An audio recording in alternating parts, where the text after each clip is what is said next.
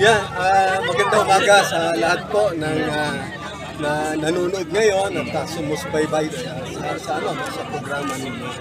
Nandito tayo ngayon sa Gimba kung saan sumama po tayo dito sa ating mga kababayan na magsasaka. At napakinggan ho natin kanina yung kanilang hinaing na binabarat sila, nagmumura na ho yung presyo ng palay. At yung iba sa kanila, dahil nga sa pagkalugi na yan, ako nakikisimpatsya sa kanilang kalagayan ngayon.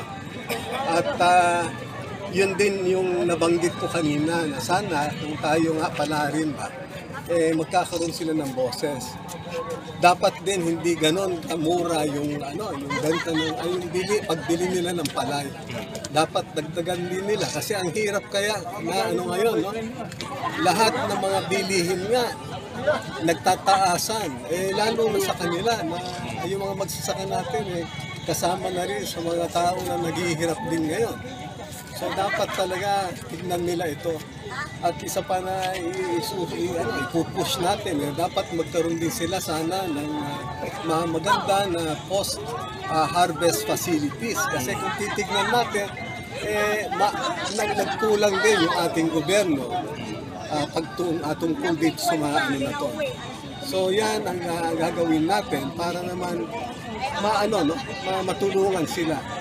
At isa pa, hahabulin natin lahat ng mga smugglers na yan, mga hoarder. At yan din ang dahilan din na pagka kanilang hinord, tinago yung mga bigas na yan, kahit anong agricultural products, di ho ba pinapataas lang nila yung presyo.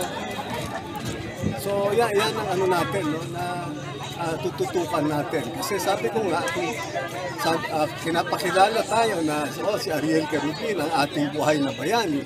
Ang sinasabi ko palagi, ang totoong bayani kayo. No? Kayo, mga magsasaka, taong bayan, ang tunay na mga bayani.